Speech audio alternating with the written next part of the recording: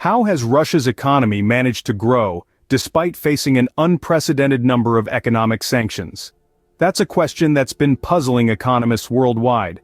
Russia, once a vibrant player in the global financial scene, is now facing an economic landscape that's been drastically reshaped by sanctions.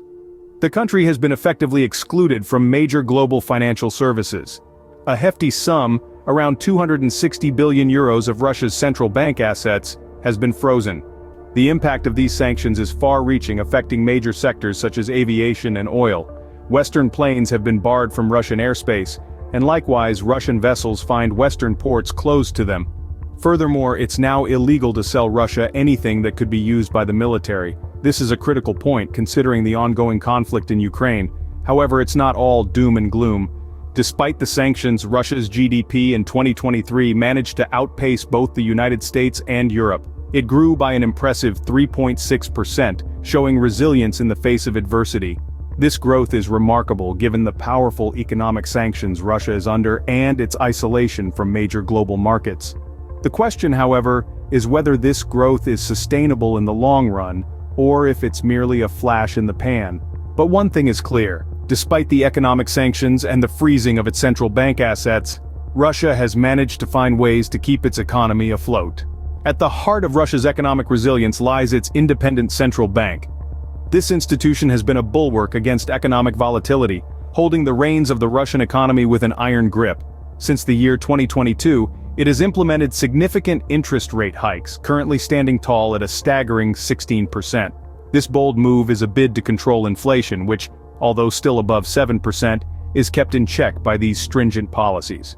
Now you may be wondering, how does an interest rate hike help control inflation? Well, by increasing the cost of borrowing, it discourages spending and encourages saving. This decreases the amount of money flowing through the economy, thus reducing inflation. It's a bit like applying a brake in a speeding vehicle, slowing down the pace to ensure safety. But the central bank isn't the only player in this economic chess game. The Russian government has also stepped in with its own set of rules. It has imposed stringent controls on exporters and foreign companies operating within its borders, making it almost impossible for them to take money out of the country. Picture a dam holding back a river, keeping the water, or in this case the currency, from flowing out. These policies act as a double-edged sword. On one hand, they limit the freedom of businesses, potentially stifling innovation and growth. On the other hand, they prevent a mass exodus of capital from the country, which could lead to a sharp devaluation of the ruble. So, what's the result of all this? Well, despite the economic sanctions and the volatility in the global economy, the ruble has managed to stay afloat. It's like a ship in a stormy sea, battered by waves but refusing to sink. While the situation is far from ideal, the actions of the central bank and the government have played a crucial role in maintaining the economic stability of Russia. These policies have helped to avoid a total collapse of the ruble, keeping the currency flowing inside Russia. It's a testament to the power of economic policy in steering the course of a nation's destiny. Russian firms have mastered the art of sidestepping sanctions, especially in the oil sector. This isn't a mere sleight of hand, but a strategic maneuver that's akin to economic jujitsu. They've learned to use the force of their opponent's sanctions against them, turning a potential disadvantage into a valuable asset. Take the oil cap, for instance. This restriction was meant to strangle Russia's oil trade with the West. According to the rules, no Russian oil should be traded above the cap, a move that would have a significant impact on Russia's public finances. But what's happening on the ground tells a different story.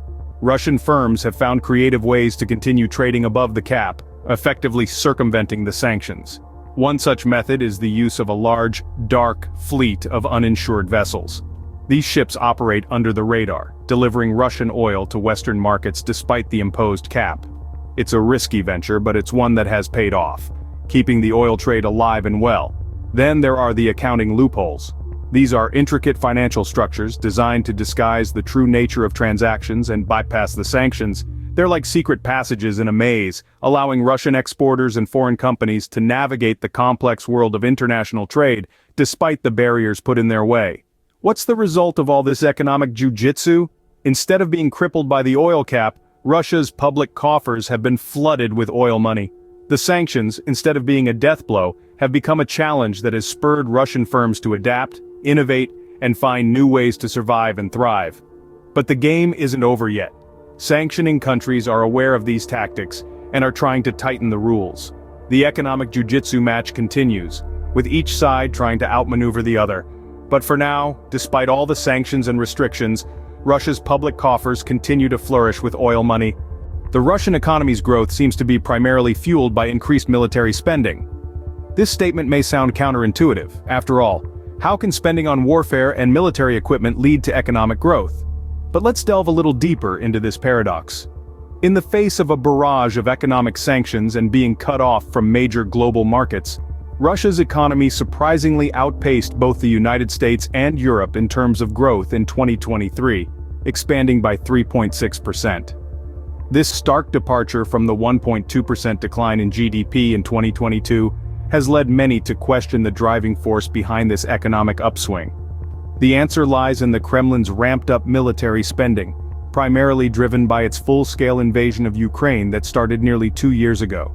This increased military expenditure has undoubtedly stimulated certain sectors of the Russian economy, especially those related to defense manufacturing and associated industries. However, this growth narrative presents a double-edged sword. On one hand, the increased military spending has temporarily boosted the economy, creating jobs and driving up production in certain sectors. On the other hand, it raises questions about the sustainability of this growth model. Economists are concerned that this militarized economic growth is not sustainable in the long run. It's like building a house of cards. It may look impressive from the outside, but a single gust of wind could bring it all tumbling down. In economic terms, this gust of wind could be anything from an escalation of sanctions to a decrease in global oil prices, both of which are very real possibilities. Moreover, this militarized growth model has potential side effects. It could lead to an over-reliance on the defense sector, stifling innovation and diversification in other areas of the economy. Additionally, it could also lead to increased societal inequality, as the benefits of this growth are unlikely to trickle down to the average citizen. While increased military spending has seemingly fueled Russia's economic growth in the short term, it presents a paradox. Is this a sustainable model for economic growth, or is it a ticking time bomb, ready to explode with the slightest provocation? Only time will tell. The Kremlin's full-scale invasion of Ukraine continues to be a major driver of Russia's economic growth. Putin's promise of expanding self-sufficiency and cultivating new trading relationships is a bold one, especially in these turbulent times. It's important to put these claims in context. The year 2022 saw Russia's GDP decline by 1.2%, a direct result of the punishing sanctions imposed by a coalition of Western countries led by the United States. These sanctions, a response to Russia's actions in Ukraine, sought to isolate Russia economically, cutting it off from major global markets and financial services. But Russia, it seems, is not one to be cornered easily. The country's economy, in a stark departure from the previous year's decline, grew by 3.6% in 2023, outpacing both the United States and Europe. This growth, however, is not without its caveats. It's primarily driven by increased military spending, a fact that has led some economists to question its sustainability and potential side effects.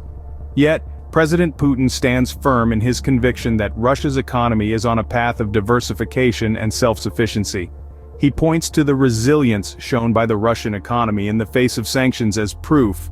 The government's controls on capital outflow and the central bank's aggressive interest rate hikes have helped keep the ruble from collapsing entirely. Moreover, Russian firms have demonstrated their adaptability by sidestepping sanctions, particularly in the oil sector.